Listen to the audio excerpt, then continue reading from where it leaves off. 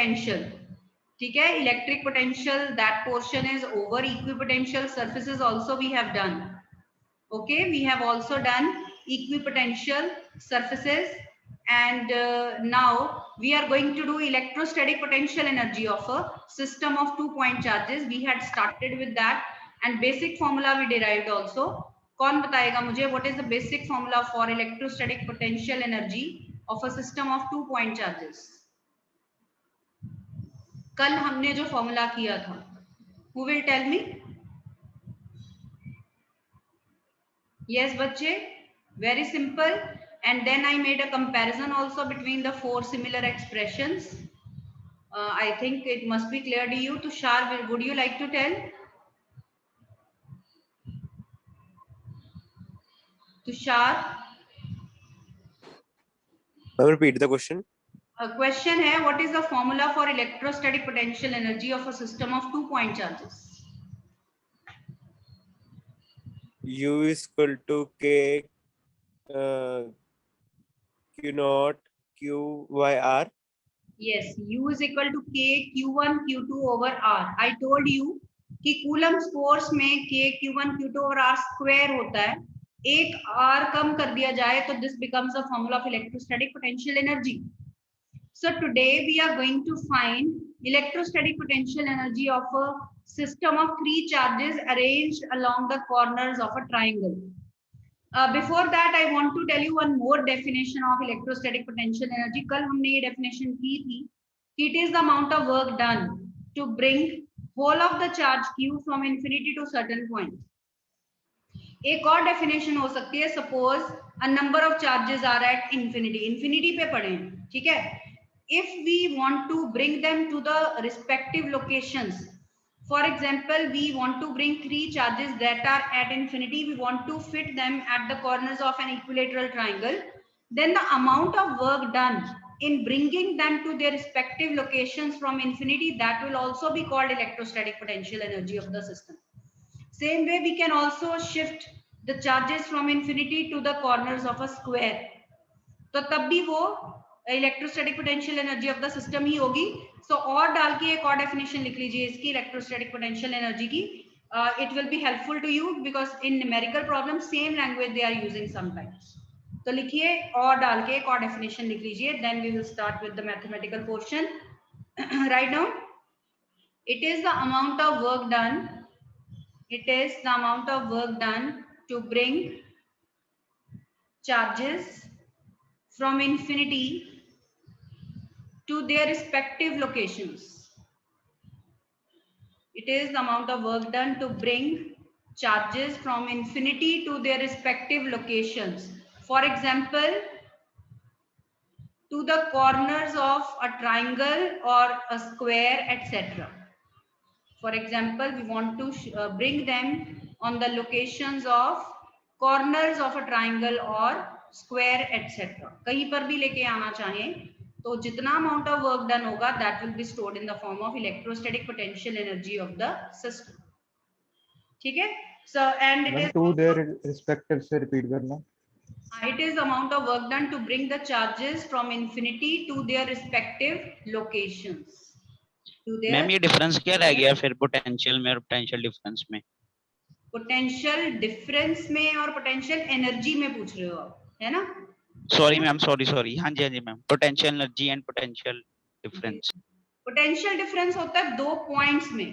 2 points के बीच में जो एक सोर्स चार्ज के विसिनिटी में है, उसके फील्ड के अंदर है. और पोटेंशियल एनर्जी है we are bringing the charges from out of range to within range. हम इंफिनिटी से उसकी विसिनिटी में लेके आ रहे हैं. मैम पोटेंशियल, सिंपल पोटेंशियल भी यही था, इलेक्ट्रिक पोटेंशियल. पोटेंशियल भी यही था, वो था इंफिनिटी से एक पॉइंट पे लेके आ रहे हैं. पोटेंशियल डिफरेंस है from one point two another point. और पोटेंशियल एनर्जी है हम 1 कूलम ऑफ चार्ज को नहीं लेके आ रहे, अब हम क्यू कूलम को लेके आ रहे हैं. उस चार्ज की कुछ वैल्यू है, 1 कूलम का नहीं है, पर यूनिट चार्ज नहीं है, ये इनटू चार्ज है. तो कल हमने एक्सप्रेशन डिराइव करने के लिए W is equal to QV किया.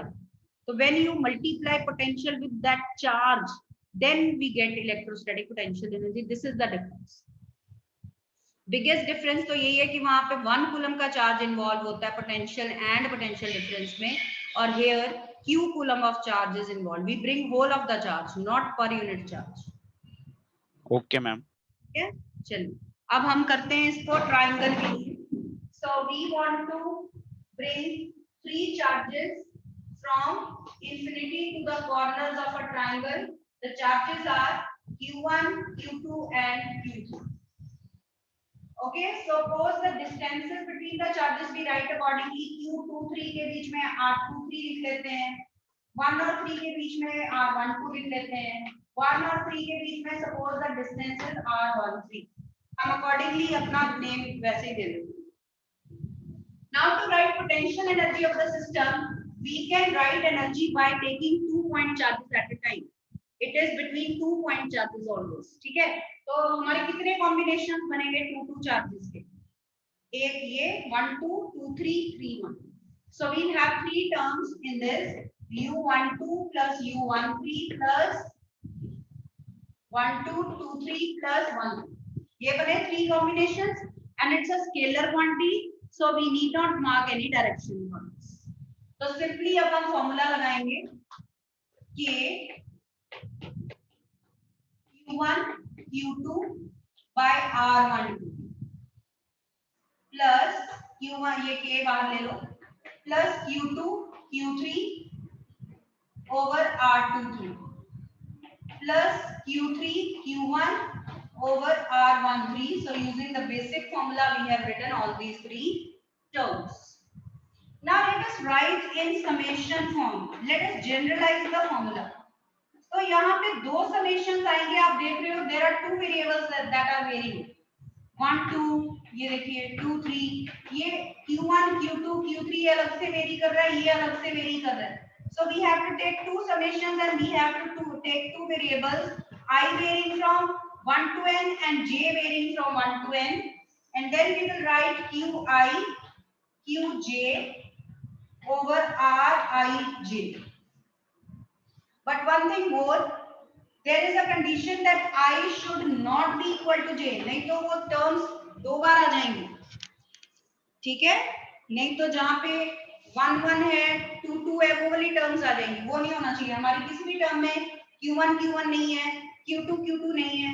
So to avoid that I should not be equal to j, we are keeping this condition here. And secondly, this whole should be divided by half. What is the reason? क्योंकि still अभी भी इसमें 2 terms आ रही थी, एक term 2 बार आ रही थी. कैसे? When I is equal to 2, j is equal to 3 for example, तो अब आपके पास q2 q3 वाला कॉम्बिनेशन आ रहा था. और जब I 3 है एंड j 2 है, तब भी आपके पास q3 q2 वाला कॉम्बिनेशन आ रहा है. So each term was being covered twice here. So that's why we divide by half. Whole of the expression we divide by half. Okay, so this is electrostatic potential energy for a system of 3 charges, like the charges arranged on the corners of a triangle. Is this clear? Is this expression clear, students? इसमें कोई doubt है तो पूछ सकते हो आप. Yes बच्चे, कोई डाउट तो पूछ लो.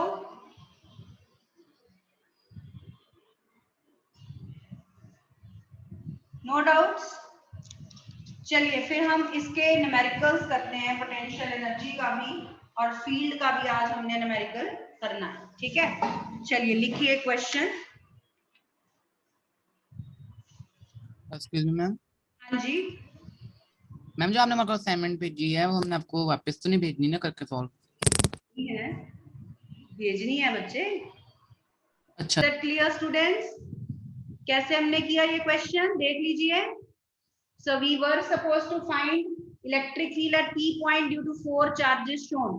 तो पहले इस चार्ज का जो फील्ड है E1 उधर है, इस चार्ज का फील्ड E2 इधर है, और ऑब्वियसली मैग्नीट्यूड भी सेम है, डिस्टेंस भी सेम है, तो ये तो पहले ही कैंसल आउट हो गए. We need not write the magnitudes even. ठीक है, अब due to this third charge ये रिपल्सिव इलेक्ट्रिक फील्ड हो गया, ड्यू टू फोर्थ चार्ज ये अट्रैक्टिव इलेक्ट्रिक फील्ड हो गया. बट जब हमने उनके मैग्नीट्यूड चेक किए तो वो सेम आ रहे हैं. So and being in opposite directions they will also cancel out. So net electric field at P point is 0. ठीक है, तो हमारा आंसर हो गया 0 mm। Got this? इसमें कोई डाउट है? चलिए, let us right the next question now. Next question लिखिए।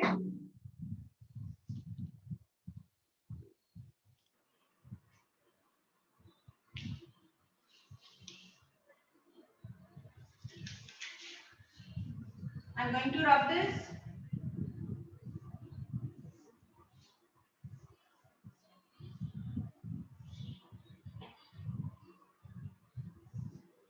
Find electric field at P point due to charges shown.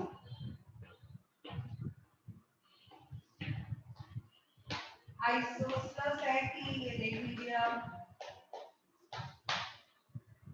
Find electric field at point P due to two charges shown in the system. चलिए, first step will be, हम यहाँ पे +1 coulomb का charge imagine करेंगे and we mark their directions. ठीक है, due to this first charge the direction along this line will be repulsive, this will be direction of E1, and due to this +3 charge the direction will again be repulsive, it will be E2 suppose. Let us write the magnitudes now. E2, E1 कितना है और E2 कितना है?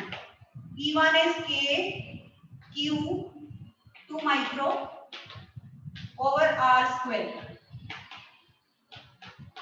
ठीक है, इसको solve कर लीजिए। 9 into 10 raised to power 9 into 2 into 10 raised to power -6 over 0.04। ठीक है, तो ये आपका हो गया 18 into 10 raised to power 3 over 4 into 100। ठीक है, तो ये आपका हो गया 9/2, 4.5 into 10 raised to power 5 newton पर coulomb. This is your E1। E1 हमने निकाल लिया, देख लीजिए पहले। We have found E1। अब E2 निकालो। चलो बताइए। 9 into 10 raised to power 9, 2 के प्लेस में 3 आ जाएगा बस, बाकी सब सेम है।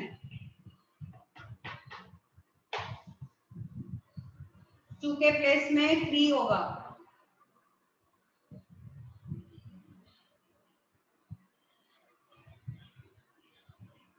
$13.5 आ जाएगा into 10 raised to power 5 newton, यही आएगा। अब इन दोनों का रिजल्टेंट कैसे निकालें? See that how to calculate the resultant by parallelogram law. We will find their resultant. So complete the parallelogram and this resultant will give us net electric field. So for that purpose you need to find the angle. ये angle निकालना पड़ेगा। ठीक है, ये देखिए, this is 90 degree, ये 60 है, this is 30 degree, this is also 30, तो ये total angle 60 degree का बन रहा है। ये angle कितना बन रहा है? 60 का। So how we can apply the formula of resultant? E is equal to under the root E1 square plus E2 square plus 2 E1 E2 cos 60। ठीक है, अब आप उनकी वैल्यू पुट कर दीजिए। 4.5 into 10 raised to power 5 का square, 13.5 into 10 raised to power 5 का square plus 2 into 4.5 into 13.5 into 10 raised to power 10 हो गया। cos 60 is 1/2। ठीक है, इसको सॉल्व करके न्यूटन पर कूलम में you will get resultant electric field intensity. ठीक है, यहाँ से रिजल्टेंट इलेक्ट्रिक फील्ड इंटेंसिटी आ जाएगी आपके पास।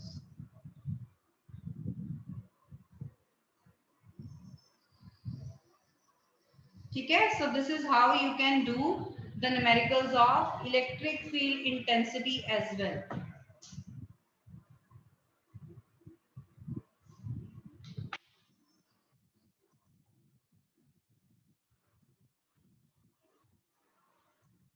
ठीक है, अब एक डाइपोल मोमेंट का क्वेश्चन करें, अगर इसमें कोई डाउट नहीं है। कल मैं पूछूंगी आपसे आंसर मंडे को कि क्या आंसर है इसका। ठीक है, अब आपके पास देखिए सैटरडे ऑफ है, फिर संडे है, ये असाइनमेंट्स कंप्लीट कर लीजिए प्लीज। और जितना न्यूमेरिकल्स आप हाथ से सॉल्व करोगे उतना ही आपके लिए अच्छा होगा। ठीक है, चलिए एक डायपोल मोमेंट का न्यूमेरिकल करते हैं because that is also covered in assignments.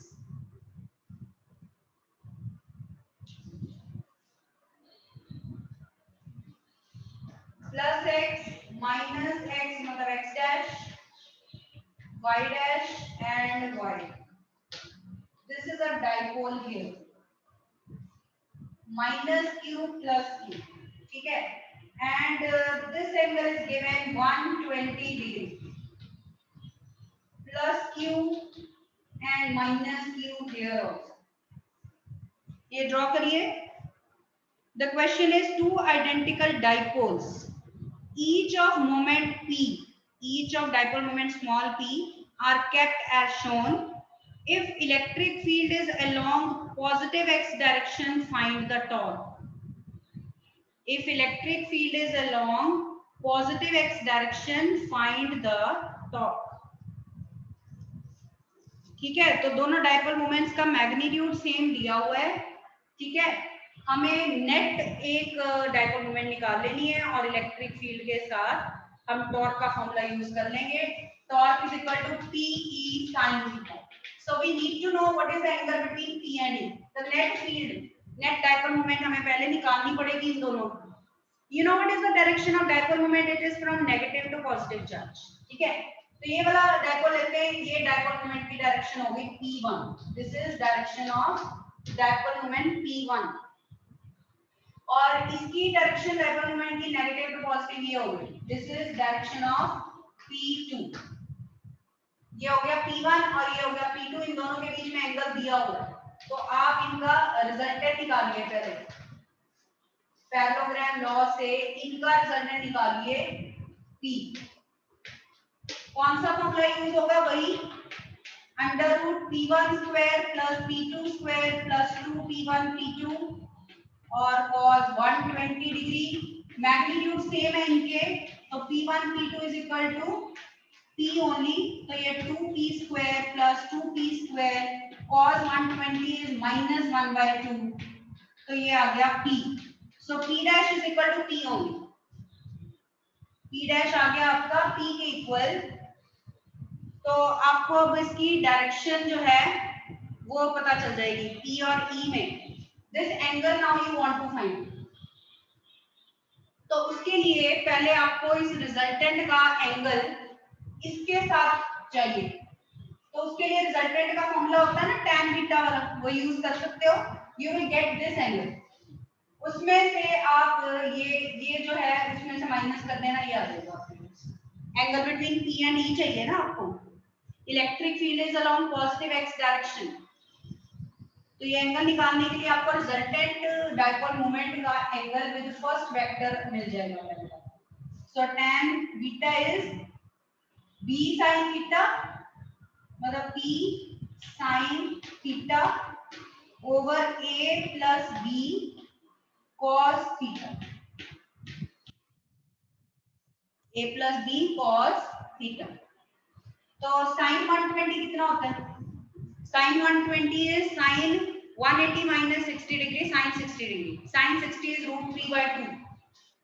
√3/2 और ये हो गया P एंड cos 120 is -1/2, वो हमें पता ही है। ठीक है, इसको सॉल्व कर लीजिए। ये आ गया P/2 ओवर √3/2। 2 कैंसिल हो गया, P कैंसिल आ गया, हो गया ये आपका √3 आ गया। tan बीटा इज √3, वो किसके लिए होता है? When beta is 60 degree. इसका मतलब ये पूरा एंगल जो है वो 60 डिग्री है। चलो अब बताओ फिर P और E में कितना एंगल हुआ? What is the angle between P and E? बताओ बच्चे। P और E में एंगल 30 डिग्री। कितना? Sorry 60 degree ma'am. 60 हो गया ना, 60 डिग्री हो गया। ये देखो यहाँ तक 120 था, उसमें से ये 60 आ गया, तो ये इतना एंगल आपके पास आ गया 60 डिग्री। 120 माइनस 60। और अगर आप नोटिस करो इन दोनों की ही ये एंगल जो है ये भी 60 डिग्री ही होगा।